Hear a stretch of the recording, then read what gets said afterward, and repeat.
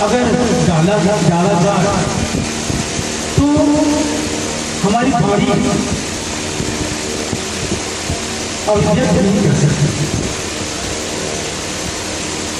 लेकिन कीर्तन में बहुत ही शक्ति अनंत शक्ति, और कीर्तन ही एक माध्यम है जिसके फलस्वरूप हम मनोरथ को जागृत कर सकते हैं। हम स्वयं के हृदय को दर्शन कर सकते हैं।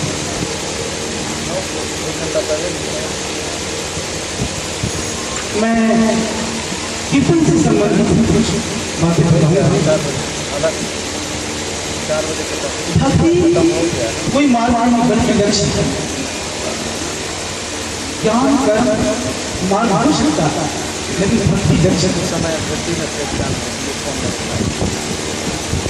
भक्ति भी अनेक प्रकार साता भक्ति, राधा भक्ति, तामसिक भक्ति, ज्ञानेश्वर, भगवानुगा,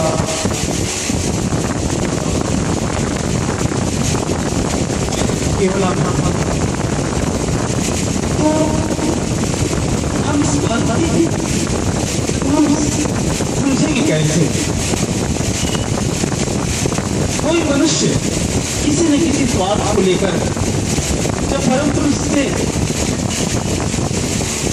मांगता है कि हे परम पुरुष, तुम मुझे कुछ दो, मेरे पास धन्य नहीं है, मेरे पास रुपए पैसे नहीं है, इसलिए हे परमात्मा तुम हमें धन दो। इस प्रकार से जो भक्ति करते हैं उसको हम रासिक भक्ति कहते हैं। कुछ लोगों की भक्ति है, वे सोचते हैं कि हे परमात्मा, मेरे पड़ोस वाले बहुत ही खराब हैं, उसका अंग भंग कर दो, उसका कुछ अहित कर दो। हम भक्ति तो कर रहे हैं, लेकिन उसके अंदर भी छुपा हुआ है स्वार्थ,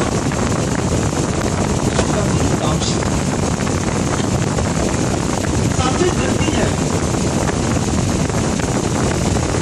सात्विक भक्ति है कि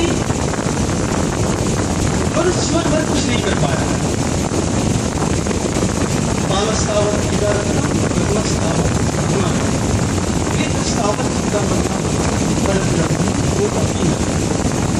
भज गोविंद। तो फिर इस समय में मनुष्य कुछ विवेक जागृत होता है, लेकिन बालस्तावत पीड़ा रखता। जब बालक होता है मनुष्य तो माँ की गोद में बीत जाता है, खिलौने खेलने में बीत जाते हैं। करुणास्तावत करुणा रखता, अर्थात जब मनुष्य बड़ा हो जाता है, तरुण हो जाता है, तो उसी जवानी की रोष में अपने जीवन को खत्म कर देता है। वृद्धस्तावत चिंता मग्ना पर ब्रह्म को अपी में लगना।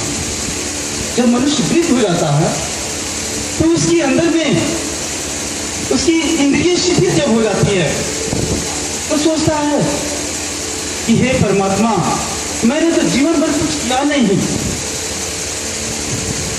इसलिए तुम मुझे क्षमा करो। और कुछ लोग जब लोग दिखावे के लिए भजन कीर्तन करते हैं कि लोग क्या कहेंगे, वृद्ध है, मंदिर नहीं जाता है, भगवान का नाम नहीं लेता है, लोग क्या करेंगे हमें, इसलिए लोग पूजा पाठ करने में लग पाते हैं। तो ऐसे लोग इस भक्ति दिखाओगे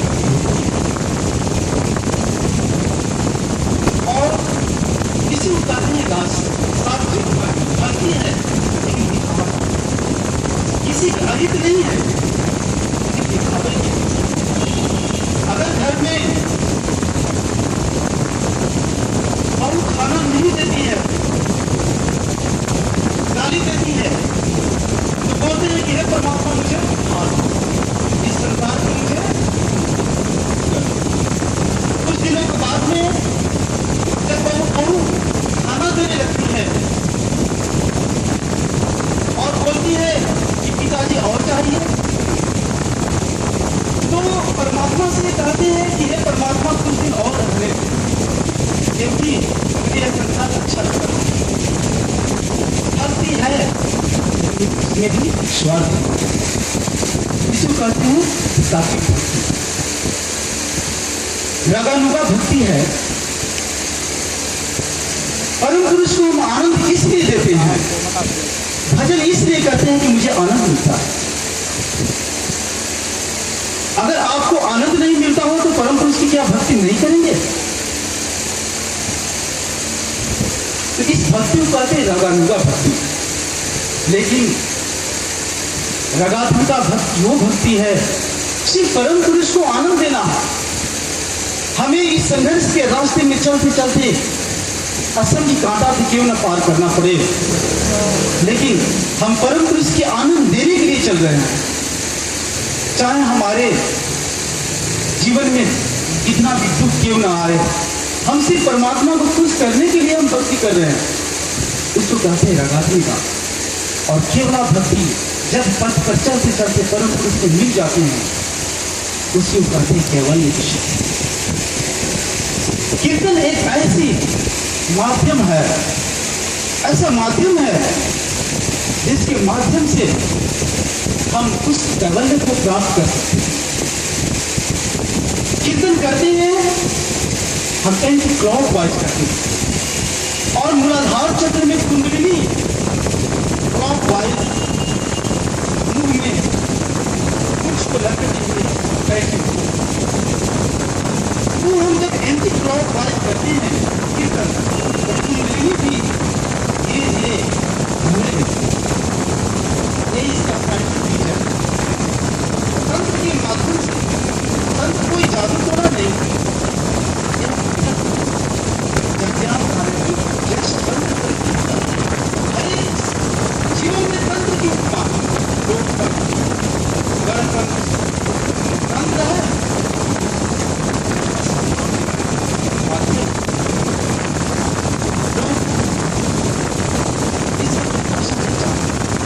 इसलिए तंत्र से लोग बैठे हैं, लेकिन तंत्र भगवान सरस्वती के द्वारा किया गया। इसके माध्यम से मनुष्य अगर वृद्ध भी हो गया हो तो तंत्र साधना करके वह मोक्ष लाभ कर सकता है। अगर जीवन में किसी का 5 दिन भी समय बचा हो, 5 मिनट भी बचा हो, यह ऐसी साधना है कि तंत्र साधना करके मनुष्य अपने लक्ष्य को प्राप्त कर सकता है। वेद में ब्रह्म के विषय में कहा गया है, ऐसा देवा सर्वभूतेषु गुड़ा सर्वभूतानंतरात्मा सर्वभूताधिवास कर्माध्यक्ष सर्व साक्षी चेता केवलो निर्मश्च। वेद में ब्रह्म विज्ञान है और हम वेद के ब्रह्म विज्ञान को स्वीकार करते हैं। ये देवा अगर परम ब्रह्म है तो एक है, सर्वभूतेषु गुणः सभी प्राणियों में व्याप्त है, सभी वस्तुओं में व्याप्त है और उसका मूल तत्व है वही है परम ब्रह्म। सर्वभूतेषु गुणः